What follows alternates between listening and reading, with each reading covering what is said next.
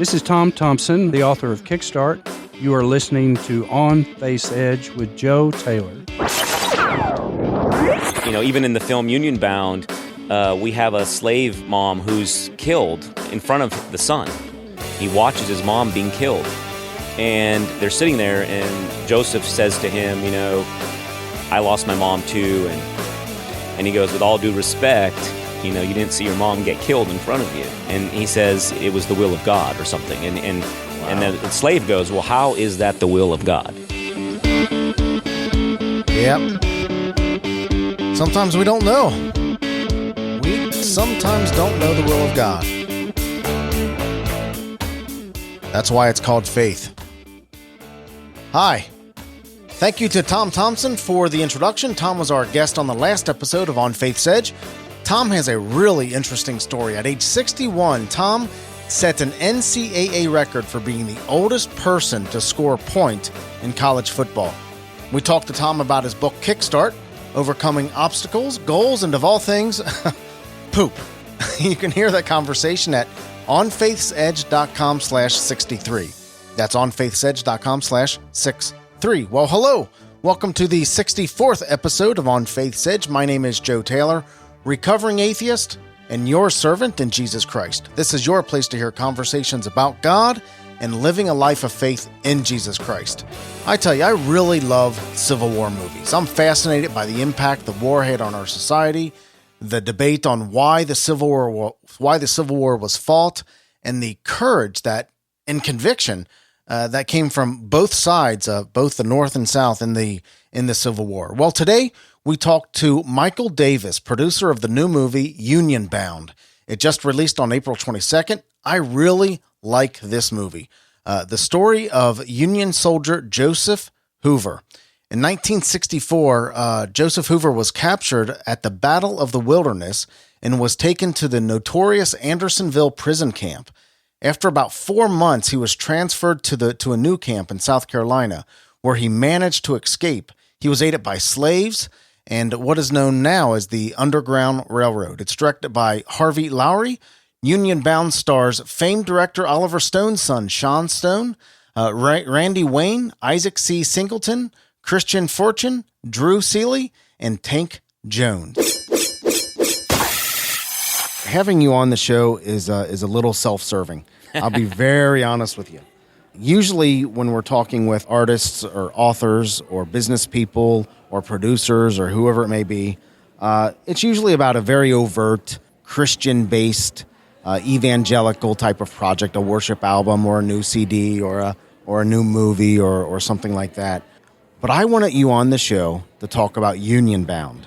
I wouldn't call myself a Civil War buff, but I am a fan of Civil War movies. And when I found out about Union Bound, I said, I gotta have Michael on the show, if for no other reason to tell me about it before anybody else knows. Well, thank you for having me. I'm excited to be here. Tell us about Union Bound, and tell us about the premise behind it, how it relates to the Underground Railroad.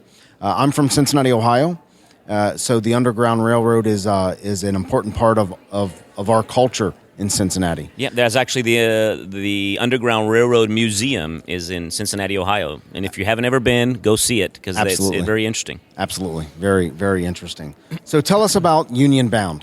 Well, Union Bound is based on the actual diaries of a gentleman by the name of Joseph Hoover, who was from Utica, New York. And these diaries survive today. The descendants of Joseph Hoover still own them, have them. I've held them in my hands. And he went to war in 1862 to join the Union Army. As many men of the time, the government was paying quite a bit more than they made as farmers. So there was, I think, a dual reason why he joined the Union. One, obviously, was to fight for the preservation of states, which is what the Civil War really was about, and also to help his family. And he wasn't the most prolific writer, and you're not going to see books published by him or anything, but he was very meticulous, and other than a few moments in the entire war, he didn't miss a day as far as entries. So these are his personal journals. Personal journals. Yeah, it's very didactic. A lot of it was, it rained today. Other days it was we marched for so many miles and we did this, we did that, and that was it. And then other days it goes, he gets into a lot more detail. What I found fascinating was, I tell people this, not in a funny way, but if you've ever seen the movie Forrest Gump, the movie Forrest Gump shows up in all these key moments in American history. And in a way, during the Civil War, Joseph Hoover was in lots of places of huge importance. His company was arrived late to Gettysburg, and he didn't fight in Gettysburg, the actual battle. They were in the reserves, but they did they chased the Confederates at the end of that battle. But he wrote about it watching the battle. He had entries of what was going on and some of the carnage, and later he was captured at the Battle of the Wilderness, and that's where we pick up our film. He was captured and taken to Andersonville, which was a very notorious Civil War prisoner of war camp. Thousands of men died there of starvation and just deplorable conditions. And he was there for about 4 months. There's only 1 or 2 entries while he was in Andersonville that he talks about, and mainly because there was a lot of what they call raiders that would prey upon the soldiers that were there, the captive soldiers, for food and different things, and really it was kind of a mafia that ran it. As a matter of fact, if you ever watch the movie Andersonville, that talks about all that strife that was happening, and men were actually hung by their own, by a peer of theirs there in the camp. And that was one of the only entries that he talked about, is he writes about those men being hung in Andersonville. Shortly after that, he was transferred to Florence Stockade, and up in Florence, South Carolina. And together with a friend, they faked that they had dysentery. They went into the hospital and were able to escape through the back of the hospital into the marshes of South Carolina. At that point, they were on the run, and that's really where we pick up the story. We pick up the story from him being captured at the Battle of the Wilderness. We talk about him being taken to the stockade in Florence and then escaping. After they escaped, after a couple of days, they ended up on a plantation home. And once they got onto the plantations, they were pretty much saved by the slaves. The slaves would eventually got them into the Underground Railroad.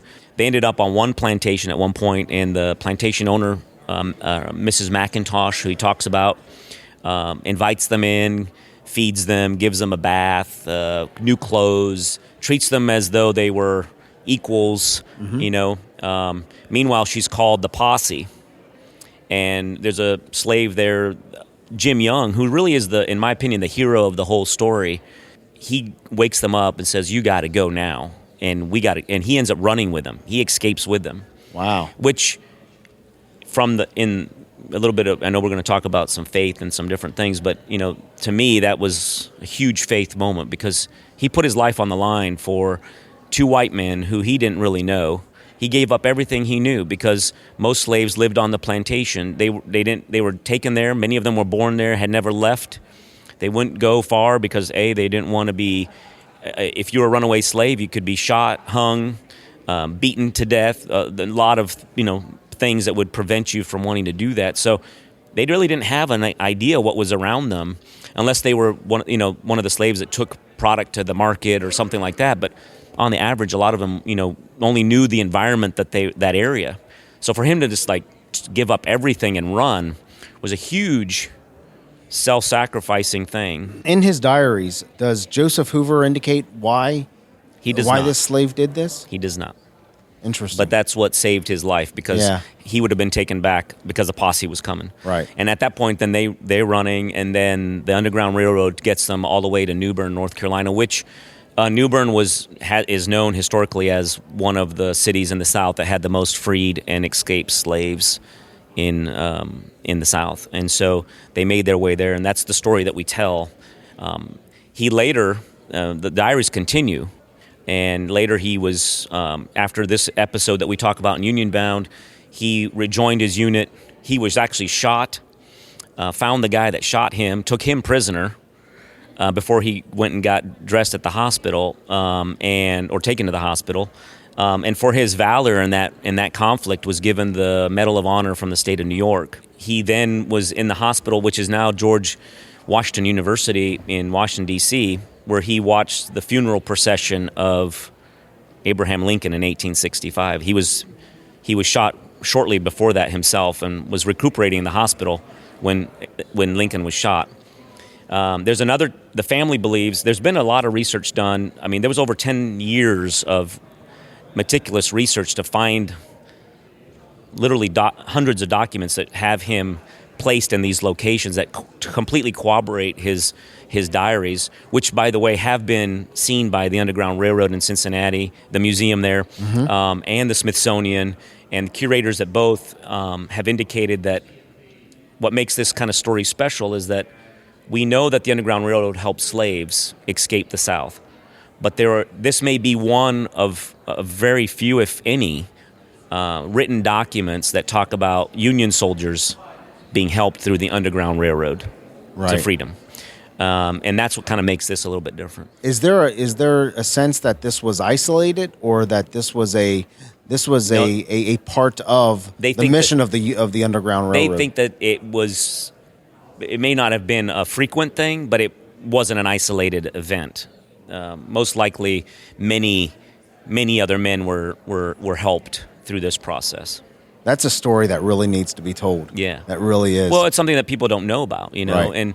and it is, several curators that I've even talked to at the Museum of History in North Carolina, he's like, this is amazing, that we have this document, and you can actually see the diaries, they're there. There's some folklore in the family, tradition from stories that have been told over the years that there was a third diary, but they think that may have gotten lost if he actually had one when he was shot, because they would have ripped his shirt off to dress the wound. Right. You've been involved in projects A Long Way Off, Destiny yes. Road, yes.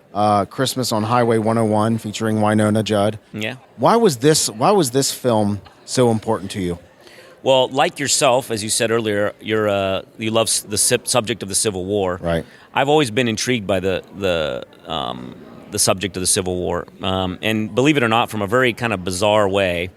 I grew up I'm originally from Brazil, South America, and I went to an American high school in Brazil, and a lot of missionary kids went to that school. Also, my father was a businessman in Brazil. My dad was British, worked for a British company down there. And so there was a mix of business kids with MKs at this school. Mm-hmm. And one of the MKs was the father of one of the MKs that is in my class. They were from the South, and there's a town in Brazil called Americana. And in Americana, which is an untold story about the Civil War, was founded by Confederates that fled during the Civil War. At the time, Brazil had a king, and the king of Brazil offered, it was actually a U.S. senator from, I believe, Alabama or Georgia. They went, 2 shiploads of people went from the United States to Brazil, and the king gave them large tracts of land in exchange for them teaching the Brazilians how to plant and cultivate cotton, which they had no idea. And that's why today Brazil is one of the biggest cotton-growing countries in the world. And Americana was founded by the Americans, and that's why it's called Americana. And there's an obelisk there to this day that shows the founding families that came from the South to Brazil. And there's the Confederate flag is on there. And to this day, you can go and there are stores that have, Antonio Jones or so it's a mix of Brazilian names now with still the American last name. And I was kind of immersed into the Civil War through the experience of having gone to visit that town with those people. And of course, learned about it in school, going to an American high school in Brazil. And I've always had a passion for it. And when the descendants of Joseph Hoover, Pam and Bill Jay, came to me and said, after making Destiny Road, they had seen there had been quite a bit of media in the town where I live about it. And we shot part of the movie in downtown Wake Forest, and so it became this big buzz in the town that Hollywood had come to this small town in North Carolina. That they approached me and said, "Hey, we've got these diaries, this story." And when they started showing me the diaries and his medals and photographs, I mean, they have countless volumes, 3-ring binder that is just full of information, and even in the early, he died in 1927 27, I think. And a couple years before that, he was interviewed by a newspaper.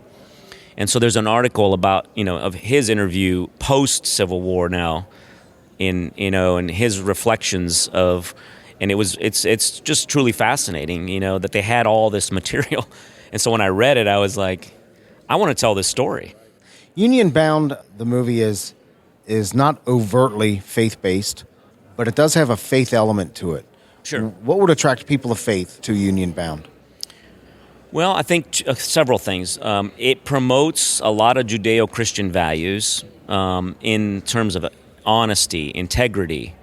There's a very poignant moment in the film where, after they've escaped, Tom, who's his buddy that escaped with him, says, now we can just kind of fade into society. Maybe we can just go back to our lives before the war. And he says, no, I signed up for 3 years. I'm going to muster out in 3 years. I made a pledge. I gave my word. I took an oath. You took an oath. We need to finish this. We need to go back and continue fighting. And I think that that's as simple as that may sound, it's almost something that's being forgotten by society today, that your word is your bond. When you say you're going to do something, you do it. When you promise or, make these representations, that you follow through. And which I think is a very important Christian principle. And I think that we've lost some of that, not necessarily Christians, but society in general. So I think this film is one that I think if you are a believer, it's a great film for you to take a non-believer to see, because it's going to weave some faith elements into it without being overtly in your face. Right. I'm a believer that when you make a film, you want every moment to be as real as possible. You want the audience to experience the realism of what it was. So when we have battle scenes, yes, we had 50 cannons, 250 horses, 7,000 men shooting guns, because I want it to be real. But then when they're in the hospital scene and this man is dying who's lost a leg and he's confronted with death, which was surely to come upon him in those days, he was at the end of his life, and we actually had a pastor, her name is Sherry Morris, she's been in several Christian films, play the part of the nurse and when she did the scene, I told her, it's not scripted. There's no script of what she prayed. And I said, please pray what you feel God was telling you to pray with this soldier. And so it is real, so that when people watch this, they can feel the realism and the reality of this, and it can portray itself. And I think that that's a moment that shows Christianity at its fullest. So there's a scene in the movie where a dying soldier gives his life to Christ on his deathbed. Yes. And that scene was non-scripted and done by an actual pastor in such a way that being led by the Holy Spirit. Correct. At that moment to do it. Yes. So there's no other scene like that. That's fantastic. Yeah, that's the only scene in the film that is not scripted. It just says she prays. That's fantastic. And I said, Sherry, you go with it. What you feel led to do, you do. We're just gonna let it roll, and you do it. That becomes more powerful because it's more believable. You're brought in. I think like you said, the Holy Spirit takes over at that point. Michael, are you a Christian? I am. Okay. How did you come to believe in Jesus Christ? Both my parents were believers, and I went to an American high school in Brazil that was a Christian high school, and so from a very early age we were taught Christian principles, the Bible, and all that, and so I kind of grew up in it, but I really made a conversion experience at one of the youth camps that we had. A youth leader from Youth for Christ who kind of ran the camp that. After a campfire meeting, he and I went and prayed together. So that happened as a teenager? Yep. Is that right? About 14. But I had already grown up. I mean, it wasn't like I didn't have this big. You're right. Yeah, right. I was kind of already. It's on amazing. The bottle, so to speak. Yeah, I'll get you drinking the Kool-Aid. Huh? Yeah.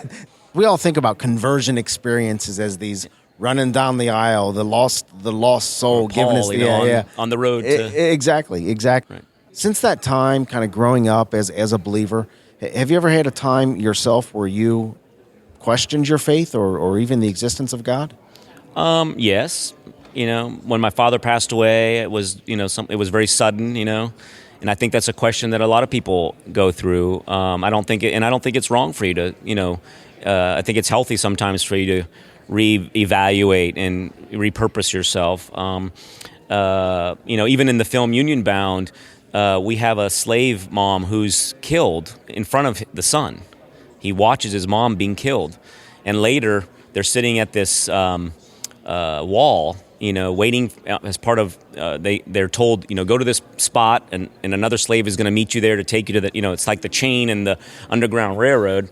And they're sitting there and Joseph says to him, I lost my mom too, and I grew up without a mom. My oldest sister, I'm one of 13 brothers and sisters. My older sister became my mom and kind of took care of us younger ones. And he goes, with all due respect, you didn't see your mom get killed in front of you. And he says it was the will of God or something. And Wow. and the slave goes, well, how is that the will of God? And so he questions, his Wow. own faith at that moment, because it would have been so, real for him to do so. Why would his mom, who Right. hadn't done really anything wrong, because she harbored them in their house, the slave master kills her in front of him. That was the only reason. And he goes, but the reason they learned from that experience. And so I think it's, yes, we've questioned our faith at times, and I think, you repurpose yourself and go through that. I love the connection you make to the movie. Right. Michael, we have a significant percentage of people who are not believers or they're seekers. What would you say to somebody that is right on faith's edge, making that choice to believe or not to believe in God? Examine. Take the time. Even like in the Civil War, so much of what is in society and taught in schools today is wrong. It's become so disjointed. What people say the Civil War is about, simply about slavery, and the reason that we went to the war was because of slavery, and it's not true. That's not the truth. Mm-hmm. So seek the truth for yourself. Go, read the Bible, talk to people, investigate. That's what we had to do to find the true story of Joseph Hoover. There was 10 years of research to get to the point that we could corroborate what's in the diary with actual facts of actual historical moments. And we can place Joseph Hoover in every one of those without a single hesitation. So do the same thing. Yeah. And I think for those that are the believers, love those people. Absolutely. That's all you have to do is love them. Absolutely. You don't have to agree with them, regardless of who they are, what their background is, what they believe or don't believe. Just love them, because that's what we're commanded to do. Usually we stop at this point, but I want to ask you a question about Union Bound, All okay? right. And about the Civil War.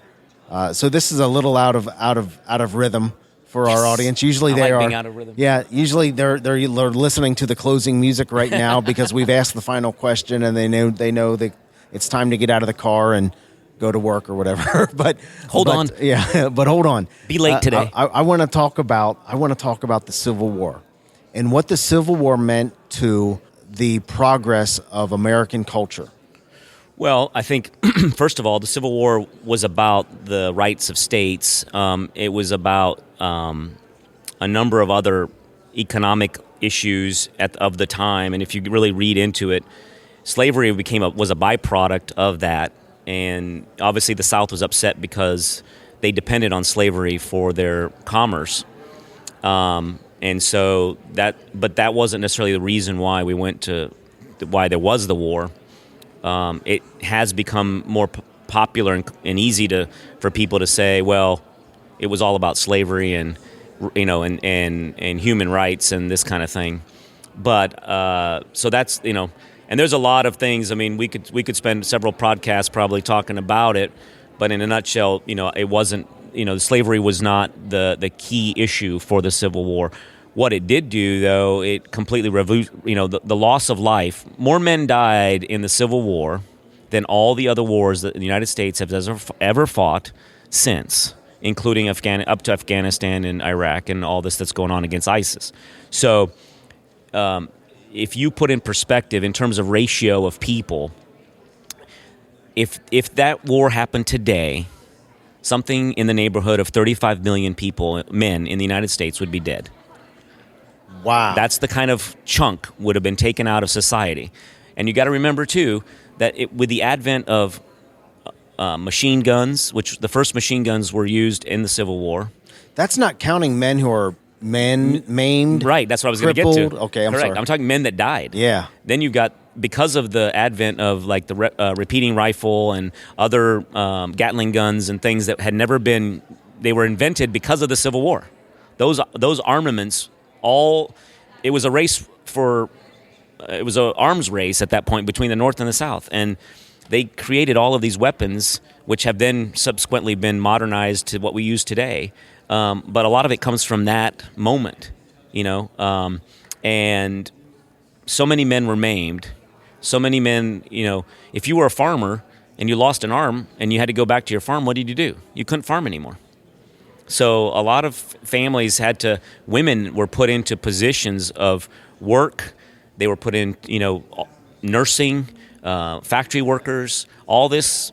They had to fulfill those roles. And that's why later, 40, 50 years later, in the Second World War, you've got these, pictures of women with showing their arms and their strength, because Rosie the Riveter, is that it? Yeah, because those are all the descendants of directly from the Civil War, because there were no men to do it. Right. It was more because they had to fill the void, and then from the Civil War you have all of the civil rights movement comes out of that, women's rights movements comes out of that.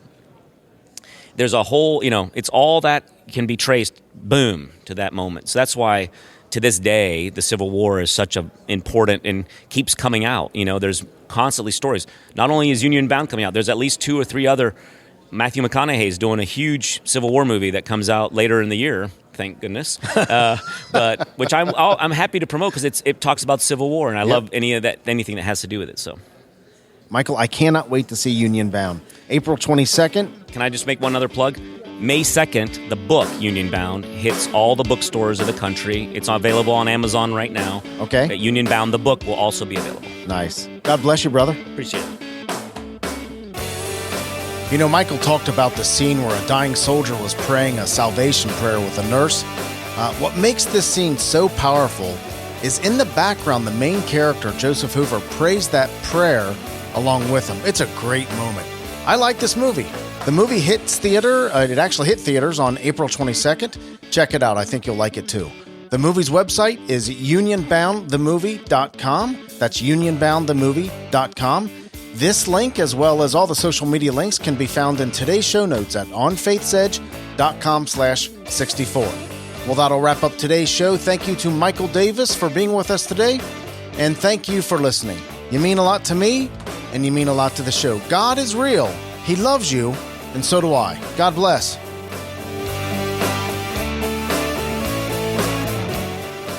Thank you for listening to On Faith's Edge. You can subscribe to the show via iTunes, Stitcher Internet Radio, or your favorite podcast app on Android, Apple, or Windows devices. To reach out to Joe or leave comments about the show, visit onfaithsedge.com. You're important to us, and we would love to hear from you.